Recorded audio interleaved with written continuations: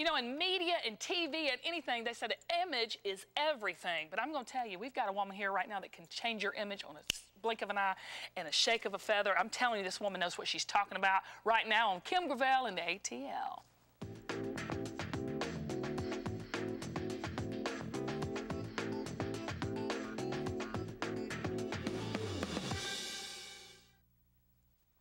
I'm here with Trudy Davies with the Image Academy, and this woman has truly got the image. Mwah, she's gorgeous inside and out. Welcome, Trudy. Thank you, Welcome to Kim Gravel on the ATL. Such an honor to be here. I'm telling you, you're like a fine wine. You get better with age. Oh, thank you. Thank you. You're absolutely gorgeous. How do you keep in shape and keep this image, this look that you have?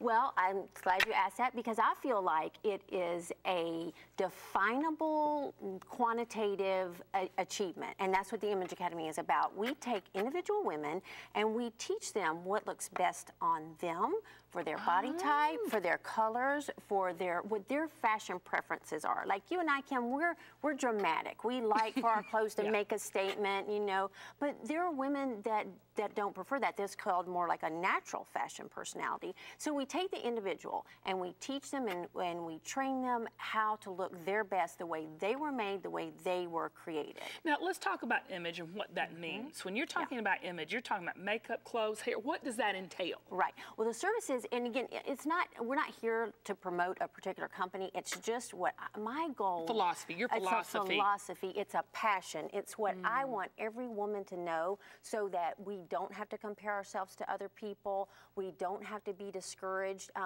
Here's a statistic. In a poll taken of 10,000 women all across America, the #1 source of depression was low self-esteem. It's the truth. It is the truth. And what happens is, and the way we get tangled up in that web, is that we compare ourselves to other women, but we never compare apples to apples. We always compare our worst to their best. And then we get tangled up in negative self-talk. It's so destructive. And there's 2 Bible verses. One is Galatians 6:4, and that talks about comparison.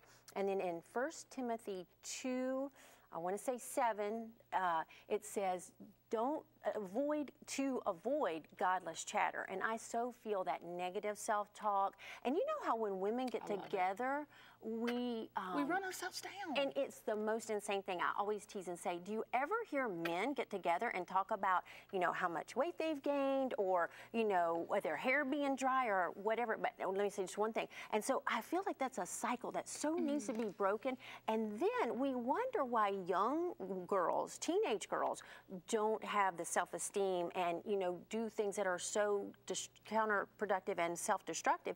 It's because they've heard their mothers and their mothers' friends get together and talk about what's not right about themselves. And that's my passion, that's my mission, to teach women how to embrace themselves the way they are, and just to really stop that negative cycle, because it doesn't take us where we want to go. No, it's not honoring. But image is important, though. I mean, yes, there is a beauty bonanza out there. Yeah, and I think women, I buy into it. I love makeup, I love hair, I love fashion, you know, and I think beauty is at any size, any color, yes, anything. absolutely. But how do we take the messages coming at us about image and beauty is everything, and balance that with a healthy self-image? Because we love the stuff. Yeah, we do. We love the stuff, and I think that's a great question. And I believe the answer, the way to get through the mystery of that, is to come back to some basics and know exactly who you are and how you were created. Like, what is your body type? What clothes look best on the configuration of your body? And it has nothing to do with weight.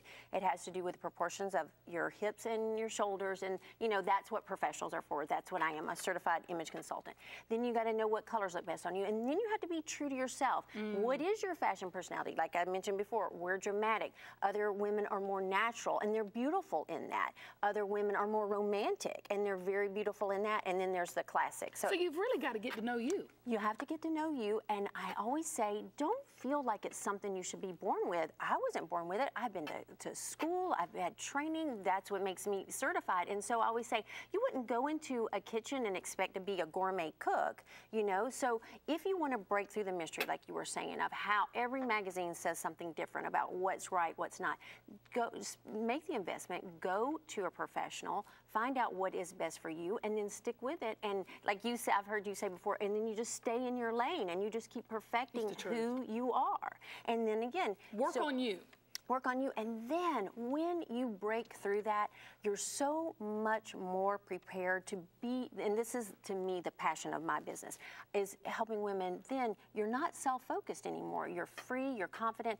Then you become who God made you, become all you can be, because you're not hung up on yourself. You've got to stop talking about, you've got to start talking about this self-focused thing. Yeah. You've got, because I've never heard an image person say, don't be self-focused. You're the first one I've ever heard say that. Right, and I am, again, so passionate because it comes right back around to that low self-esteem, et cetera, et cetera. When we are self-focused, it's still a form of arrogance, which I think we kind of forget that it is, because regardless, whether you're bragging about yourself, and we immediately see that as self-focused and wrong and destructive. Yeah. But so is constantly putting yourself down, because you're still putting yourself on the throne.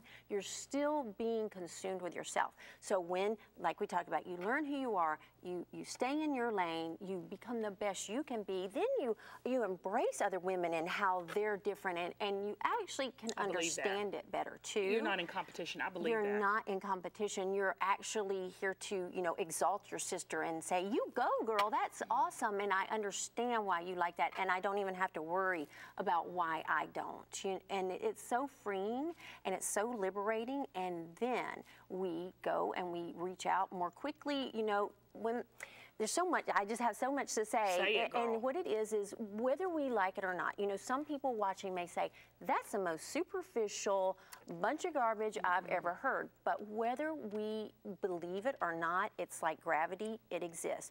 Do you know that people form up to 11 different opinions about us in the first 30 seconds that they meet us? And their opinions like, it's so true, and we all do it. We all do that. It's almost, you're saying it's like an innate thing in us. And what you look at someone and you think about how educated they are, what their socioeconomic status is, in other words, whether they have money or not, with their trustworthiness, their moral character, and it's all in a split second, which goes back to the first thing that you said, image defines you, and whether you like it or not, it really doesn't matter, it exists. So if you want to be successful, if you want to draw the type of person that you want to be friends with towards you, you have to project that image, and it's just is it easy? Synergy. It is very easy once you have the knowledge. It would be like me asking, a chef, is that easy? And in his mind, it's simple, but he has the knowledge. So that person just needs to find out for themselves whatever way is convenient. And obviously, I think the Image Academy is very convenient, but there are books, there's websites that you can go on to know who you are. And let me ask you this. Give me some tips. Okay. Okay, let's talk about this section here. Yeah. Bra fittings. Right. Okay? Right. That, to me, I have seen such a change. I have 2 children. It's such a hard thing for me to find. I mean, I'm just trying to get down and dirty, because there's a lot of women watching. And listen, I want to tell you, a sagging bust line adds 10 pounds and 10 years to your figure. So it's great that you hit on that, because you've got to say that again to people watching. Right. Sagging. A sagging bust line. It's one of my one of the hardest things to get women to really believe, but to have a foundation of bra that fits well and is supportive, we can say it in the opposite. It will detract 10 pounds and take away 10 years from your figure, because it's matronly to, Yes, that image of right. Yes. It's very matronly. And so not only in the bra, but also, in the undergarments. In the undergarments themselves, having a smooth fit, having clothes that fit well so that So if we came to you, we would know how to do the bra fittings. Yes. Oh, okay. absolutely. So that's okay. So it's important. It's hugely important. I need to see you on that. It is hugely important, and I can't tell you the difference it makes in an outfit. What about makeup? Because makeup is, let me just say, makeup is out there in the drug. I mean, you can get anything and everything, and they promise you everything. I know. But tell me about makeup. Because I wear a lot. I'm like Dolly Parton. More is more to me. Yeah. But is again, it because really, you're a dramatic fashion personality. Tell me about makeup. All right. When it comes to cosmetics, it's just like clothing. It needs to reflect and be in harmony with your natural skin tone. And I think that's the #1 problem that I see, is that a line of demarcation where it doesn't blend with your natural skin tone. So there's several common makeup mistakes, and that is, not blending, either the blush not being blended or a demarcation of the foundation. Secondly is applying blush in the wrong place. A lot of times we want to put it too circular and close to our nose, and that closes our face in. Oh. And another very common makeup mistake that women make, and you would not realize it as being an issue, but if you wear eye makeup, a lot of women don't wear eyeliner. But what I'm sorry, not eyeliner, eyebrow pencil. But what happens is you don't have a balance. The eyebrow pencil should be like the frame of a picture. If you've got your eyes, eye makeup on, then if you don't put the frame on, there's something missing. Right, it looks a little lacking. Right, and a lot of women will say to me, I just want to wear lip color, or I just want to wear eye makeup, but I don't want to wear foundation or anything else. The problem there is a lack of balance. So it'd be better to spend your time, if a woman just wanted to wear like eye makeup, cut the time down, maybe just do mascara and a liner, but take the time to do the foundation, the blush, and a little lip color, lip gloss, because then you're balanced. So it's just knowing how to do these things. It's just little tricks that pull it all together, and I don't even like to call them tricks because they work for everyone. It's just knowing what to do, and like you said, we're just... That's why getting a professional like you is key. Well, we're delusional about all the information, and like you say, it's all going to work and it's all going to be magic, and we buy things, and that's another thing I want to say about makeup and clothes. It's an investment. It's an investment in our time, it's an investment in our wealth. And so it might as well be, you're going to buy the clothes anyway, you're going to buy the cosmetics anyway, so they might as well be the ones that work best for you. Oh, yeah. Instead of buying $300 worth of something, you can spend $100 and get the things that are right. Absolutely. Clothes, we've only got 2 minutes. I'm telling you, I could talk to you forever on this. Clothes, what are the different body shapes that people have that someone watching? What about a woman that is thicker, that's more curvy, I'd like to say? Yes. Talk to women who are dealing with that. When you're skinny, you can wear anything. And that's so not true, Kim. That's how I feel. That's so not true. Because I've been skinny and I've been bigger, and I feel like I throw anything on it Ross from the clearance rack. No. But when I'm bigger, I feel like I have to take more time. Talk to me. Okay, well, most likely, you are an hourglass body type, regardless of what your weight is. Yes, I am. Okay, so that is the easiest body type to to clothe. Oh, okay. But so there's an news. hourglass, and that's proportionate shoulders and hips. Then there's the triangle, which is more where the weight is more on the bottom, and their shoulders are more narrow. And then, so let's just take a triangle, for example. Obviously, that woman is going to want to keep the lightest, most bulky clothes on the top. Now, again, this is a one where she's heavier on the hips, and then make the hips less defined with like black clothes, black pair of pants, no patterns.